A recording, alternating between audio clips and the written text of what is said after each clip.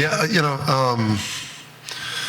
I just thought we're obviously able to do a good job overall defensively, like we've done for most of the year. And then just not being able to get the separation in the game, I think, had probably just a lot to do with Marquette.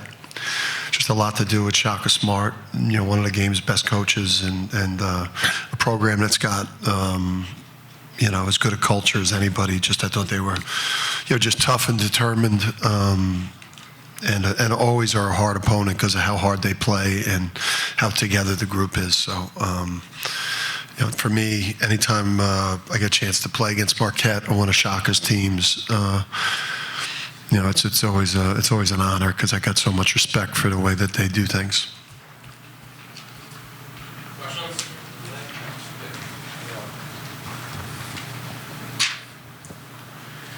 Dan, when you look at what Marquette does or doesn't do in terms of recruiting out of the portal, and in this day and age, I got to believe that makes things more difficult. Do you understand maybe the thinking behind that? And obviously, you guys utilize it as well as anyone. Do you think that makes things more difficult for them in not getting the guys out of the portal?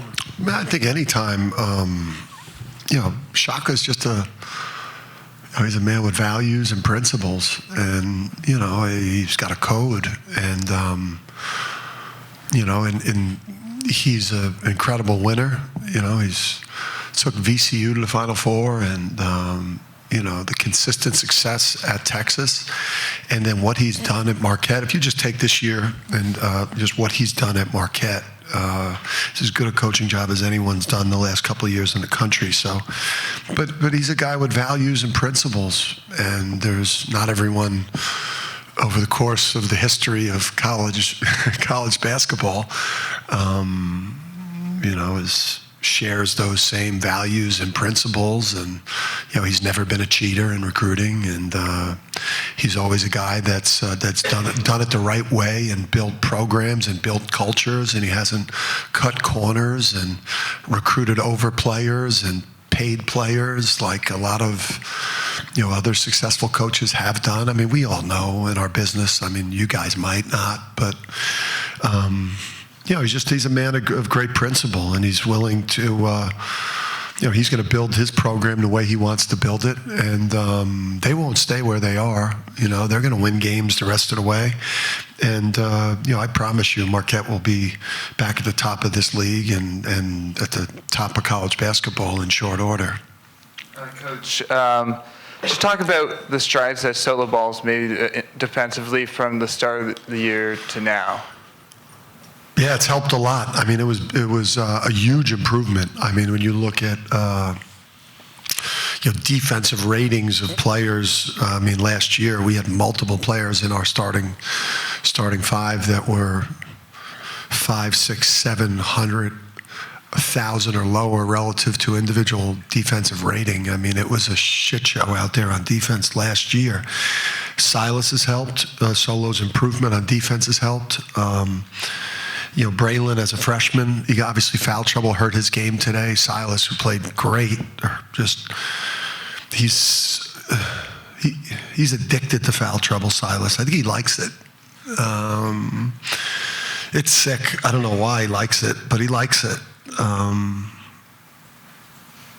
It's a strange thing to like, but I just think overall, it's just Taras is.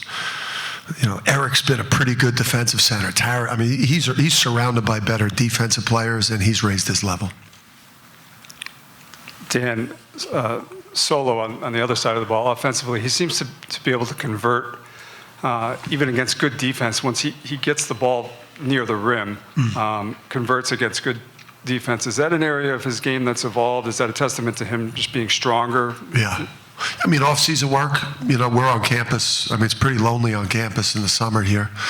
We're pretty much on our own around the place. So we're in the gym 8 weeks during the summer going live, and he's getting reps, and he's playing live 1-on-1, 2-on-2, 3-on-3, 4-on-4, 5-on-5 all summer, and he worked on his rim finishing game, and and you could see the improvement there, improvement passing, improvement defense.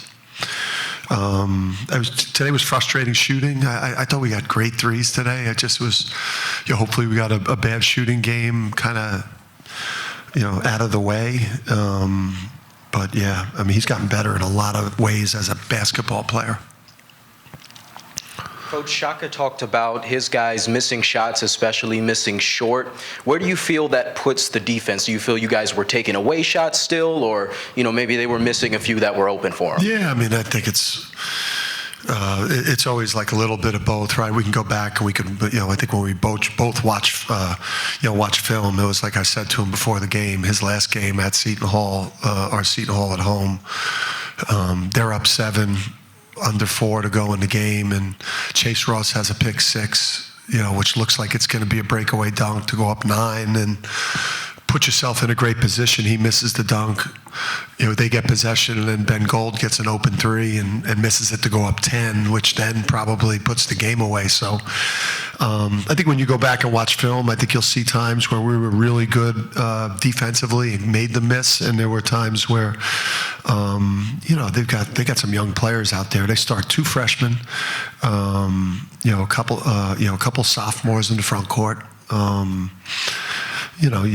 Some young players off the bench, so they're just, they're young. They're going to keep getting better. Dan Braylon may not have had it going shooting-wise today, but he still gets 7.6 rebounds. To watch him evolve, this latest chapter of his evolution, what can you say about the progress he's made? He's made a lot of progress, and I think the thing for him is he's really good defensively, and he rebounds the ball, and he's a good passer. But I just thought today, he just kind of buried himself with the foul trouble. Just that early foul trouble just really affected his rhythm, and I kind of like that going into this week now, because again, I like the fact that him and Alex didn't shoot well, and Solo didn't shoot well, because hopefully that means we'll shoot well this week, get that bad shooting game out of the way. They happen every so often. Dan, I was going to ask you about Silas's start on both.